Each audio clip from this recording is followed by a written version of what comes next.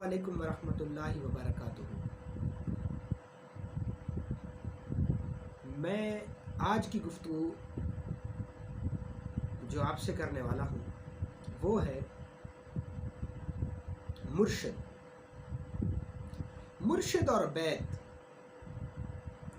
آخر کیا ہے ایسا مرشد میں کہ جو عام انسان سے مرشد کو الگ مانا گیا؟ آخر دو کان، ایک ناک، دو آنکھیں، دو ہونٹ، ایک سر اور عام جیسے انسانوں ہی کی طرح رہنے والا ایک شخص، اس کو اتنی عزت اور رسپیکٹ معاشرے اسلام اور ہمارے اولیاء اللہ نے کیوں دی؟ آخر اس میں ایسا کیا خاص ہے؟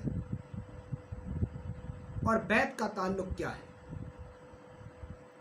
دراصل پچھلی ویڈیو میں میں نے آپ سے ذکر کیا کہ ہمارے سینے میں 5 مخلوقات ہیں اور ہر چیز کو ہم باہر ڈھونڈتے ہیں، ہم اپنے اندر نہیں ڈھونڈتے کہ ہمارے اندر کیا ہے۔ در حقیقت جس دن مجھے خود پتہ چل جائے گا کہ میں خود کون ہوں، تو اس دن سارے سوال باہر سے نہیں میرے اندر سے آئیں گے کہ میں کون ہوں۔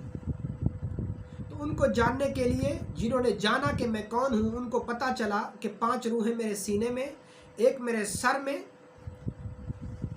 اور ایک روح میرے زیر ناف، اور کچھ جثوں کا آمیزش ہے میری روح یا میرا باڈی سٹرکچر۔ تو یہ جو ساری معلومات ہیں یہ ہمیں کون دے گا؟ مرشد۔ پیر یا مرشد، پیر کہتے ہی اس کو ہیں جو اللہ کی رضا کے لیے کسی کی اطاعت کی جائے، اس کو پیر کہتے ہیں۔ پیر یا مرشد کا کوئی قول، فعل، عمل شریعت کے منافی نہیں ہوتا، شریعت سے ٹکراتا نہیں ہے۔ پیر دکھنے میں، مرشد دکھنے میں تو ایک عام انسان ہی ہوتا ہے، لیکن جب وہ عام شخص اپنی لطائفات کو زندہ کرتا ہے، ان 5 مخلوقوں کو زندہ کرتا ہے، شرح صدر کرتا ہے، اپنی انا کو نور سے جاری کرتا ہے، اپنے دل کو، قلب کو جاری کرتا ہے، اس کے دونوں جسوں کو باہر نکال کے قلب کو جاری کرتا ہے اور اپنے نفس کے کتے کو پاک کرتا ہے، تو پھر وہ عام جیسے انسانوں جیسا نہیں رہتا، پھر وہ متقین میں شامل ہو جاتا ہے، اور ہدی للمتقین، اللہ پھر متقین کو ہدایت دیتا ہے۔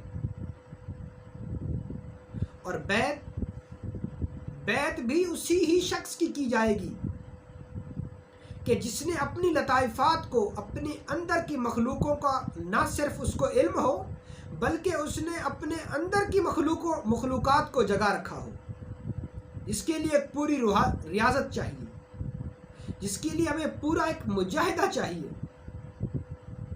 اور یہ روحیں علم سے نہیں جاگتی، عشق سے جاگتی ہے، عمل سے جاگتی ہے، کامل کی توجہات سے جاگتی ہے۔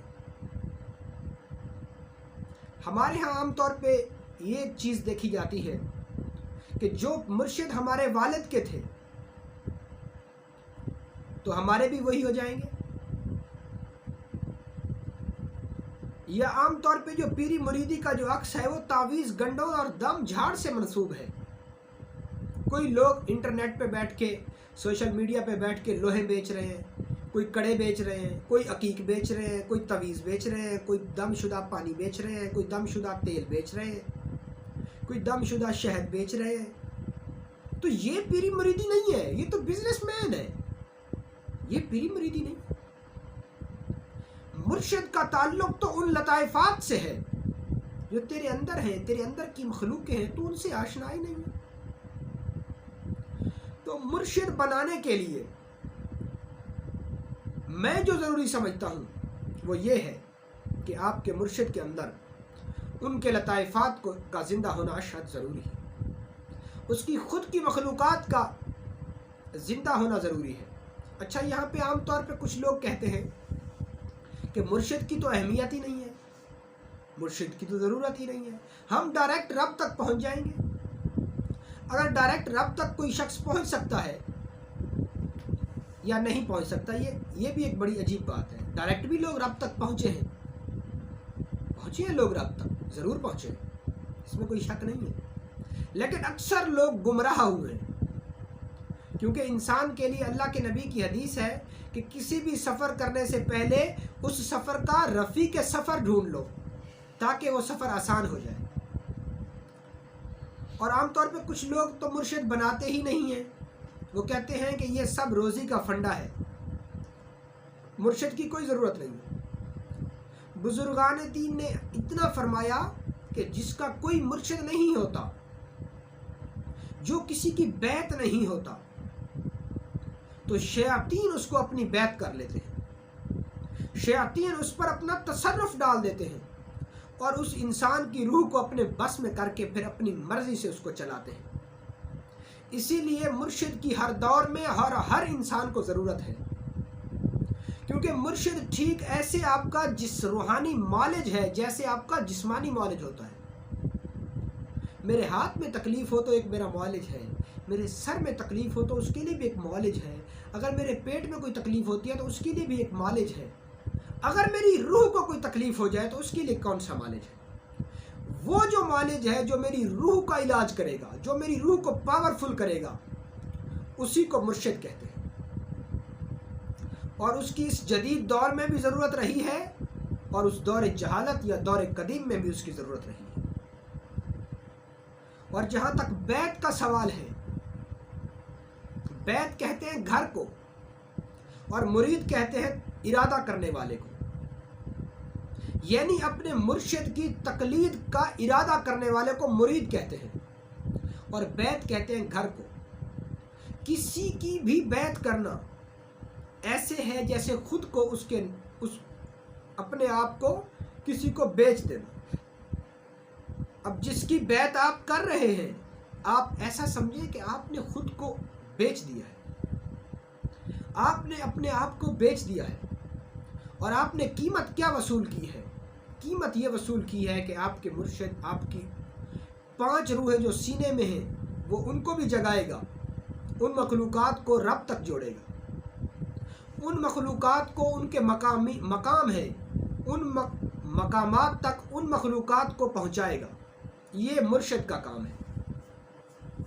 اب آپ خود اندازہ کر لیں کہ آپ جس کے مرید ہیں، کیا آپ کے مرشد میں وہ نور ہے؟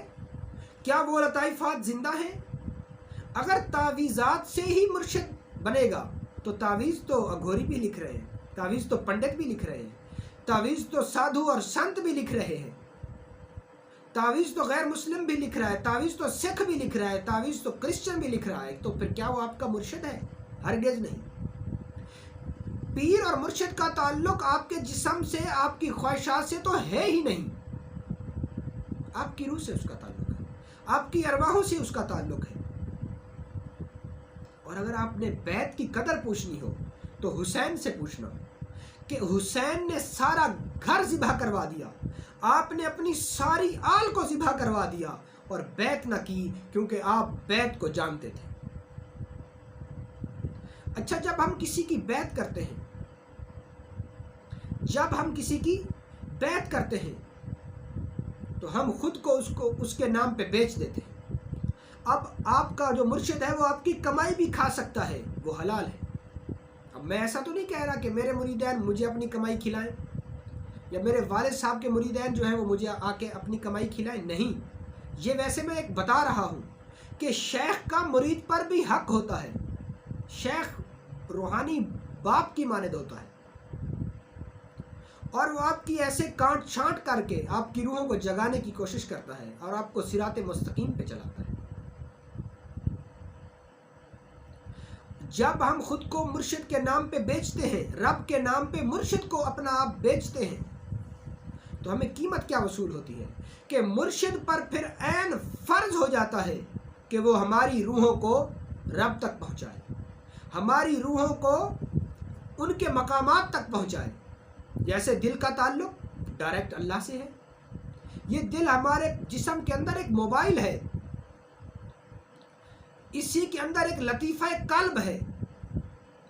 تو مرشد کا یہ کام ہے کہ وہ اپنی توجہات سے ہمارے قلب کو جگائے اور ہمارے قلب کو جگا کے قلب کے مقام تک پہنچائے۔